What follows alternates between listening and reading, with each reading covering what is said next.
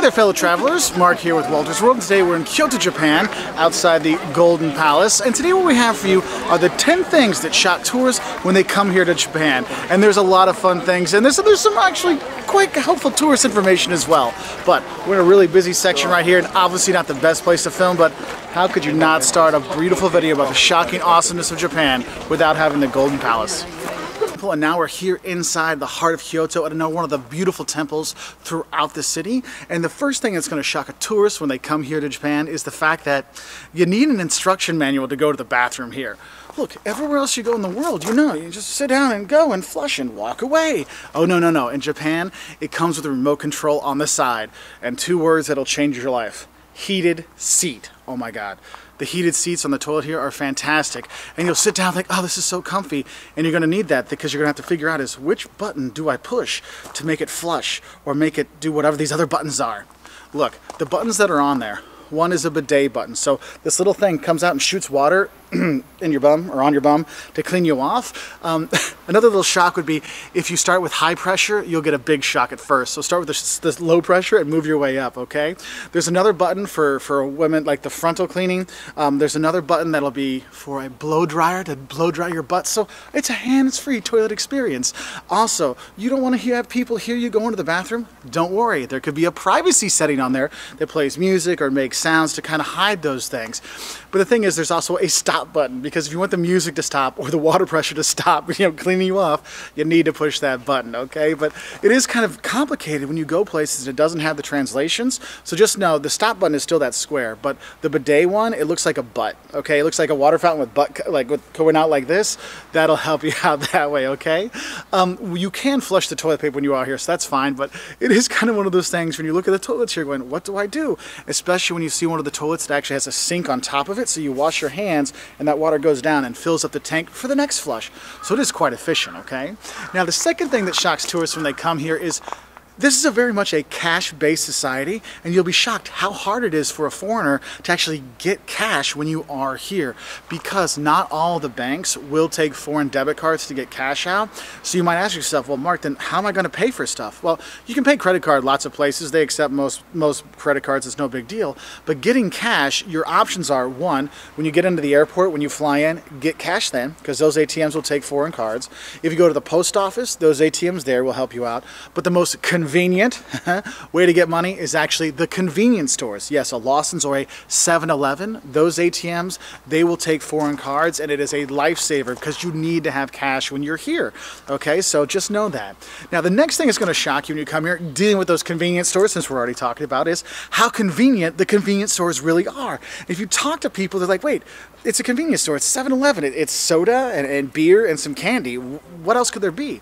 Well, here in Japan, the convenience stores work like many supermarkets. So if you need stuff for shaving, if you need stuff for your phone, if you want to get like the sushi we had for breakfast the other day that we got from Lawson's, one of the convenience stores, was better than any sushi I've had in the U.S. in a few years. Okay, so it's pretty good stuff.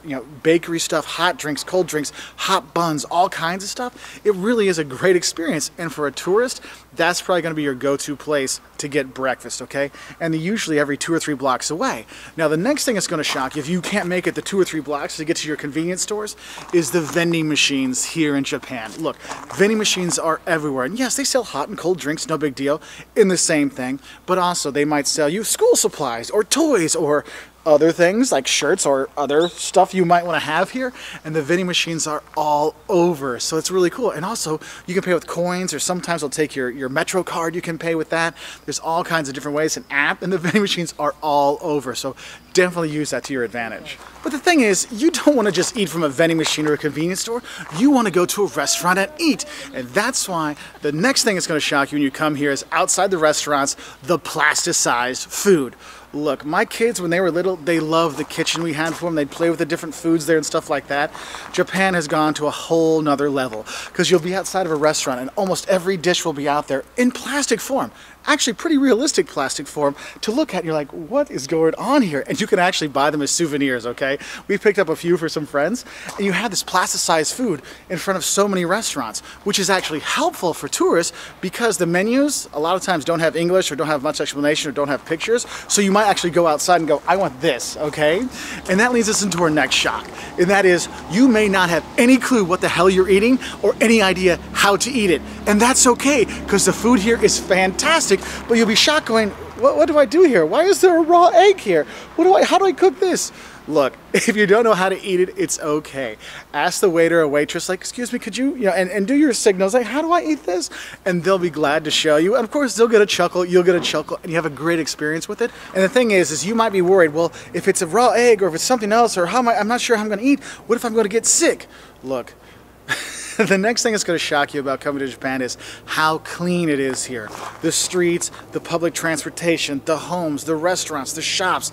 Everywhere you go, you'll be surprised how clean it is here. And that cleanliness goes into the restaurants as well. So you're probably not going to be getting any food poisoning when you are here. So you don't need to worry about that. But the cleanliness, really, you're like, wait, 35 million people in Tokyo, and I can't even get me to keep my room as clean as the streets of Tokyo, okay? It's crazy like that, all right? I mean, this is dirty because there's leaves down, and that's it. The Japanese are so proud of their country, and they do a great job of keeping it clean, that it's not just the streets, it's also the food and the quality of the food and stuff like that. You'll be shocked how clean it is, where you're like, wow, I don't have to worry about anything here. No, not really. It is really cool. Now, going with that clean side of it, there's also the quiet side of it. Look, you'll be shocked how quiet it is here in Japan. I'm in Kyoto. It's 1.5 million people, one of the biggest tourist spots in the entire country, and it's quiet. You can go through Tokyo with 35 million people and find areas where it's quiet. You're like, how is it so quiet? What's going on here? Look, the people here are rather quiet in general, but the thing is, it's not just the people, it's also the cars and other things. It's a very quiet environment here, and you're just kind of shocked just how quiet it is. Sometimes it's almost disturbingly quiet how quiet it is. But the thing is, you don't have to worry about that silence, because the next thing that shocks tourists when they come here is how safe Japan is. It is one of the safest countries in the world to visit, and for me, the best part about this trip is I got to relax. I didn't have to stress out about any kind of safety issues when I came here. And that's what's so nice. You could lose your wallet. They're going to turn your wallet into your hotel with all the cash in it and say, sorry, it took us so long to get there. That is how safe it is here. And that's one of the things that really shocks tourists, is when you travel around, you're always worried, where do I put my wallet? Where do I have my things? You don't have to worry about that really here in Japan. Now, obviously, when you're in busy spots, you might want to take care, of course. But in general, it's insanely safe when you come here, which makes it awesome for a tourist. But the thing is, it might make a great place for you to come, but there's one thing you might be shocked that you might not like when you come here, and that's how tight and how small everything is. Look, if you're a huskier fellow like myself, you might have some issues here in Japan. Now, not a lot, but in general, it's a very tight quarters kind of place. Hotels, they're going to be small. Bathrooms are going to be small. Showers are going to be small. Apartments are going to be small, because there's a lot of people in these small islands, and you're going to be kind of feeling a little claustrophobic. And that does shock some tourists when they're like, I'm on the metro during rush hour in Tokyo, and it's all like this. Yes. And when you're waiting in line with 600 people in front of you to take the next metro or take a bus or something like that, that's just the way it is. And it can be a little overwhelming for some tourists, so just be ready for the small space and kind of the claustrophobic nature with all these people here. And that does shock people, but it is part of the great thing. And what's cool with all these people and all these things, it may seem like, oh, that's gonna be a long line, but they're super efficient when you're here, so the lines do go actually pretty quickly. And there are people that do help you stay on the right side of the road and stay on the right side of the walkways and stuff like that, and help you get in and out of the metros and the trains and the buses, so that really helps. And the thing is, those tight spaces and very small living quarters might kind of explain the love hotels you'll see around town. Yes, if you're traveling and you're looking for an interesting night alone with your special someone, well, there's love hotels here you can go to. Not a normal hotel, it's kind of like those hourly rate places, but you can get it with a theme, okay? So just FYI for that one. Now, there are some other smaller shocks you will see here. Is one, you'll see all these signs saying no smoking on the streets. Yes, you can get fined for smoking on the streets here. Also, you might be shocked to know that it's not cool to eat while you're walking, so make sure you stop, sit down and eat that way. Don't walk and eat or walk and drink. Totally not cool. Another shock that you might not like, or you might seem strange, is how uncool and unpolite or impolite it is to sneeze or blow your nose in public. We were at the zoo in Tokyo and this girl was next to us and her face goes, and you could tell she was about to sneeze and she covered her nose and ran out of the zoo so she didn't sneeze in front of her friends, okay? So just have an FYI for that one. Another thing that might shock you when you come here is your waiter will bring you your bill, but he won't take your money. Look, in Japan, you don't pay your waiter. You don't tip your waiter either. What you do is when you're done eating, you take your bill up to the cashier that's at the door when you're walking out and you pay there. So don't be shocked if they don't take your money. They just point up to the front. You go up there and pay there, okay?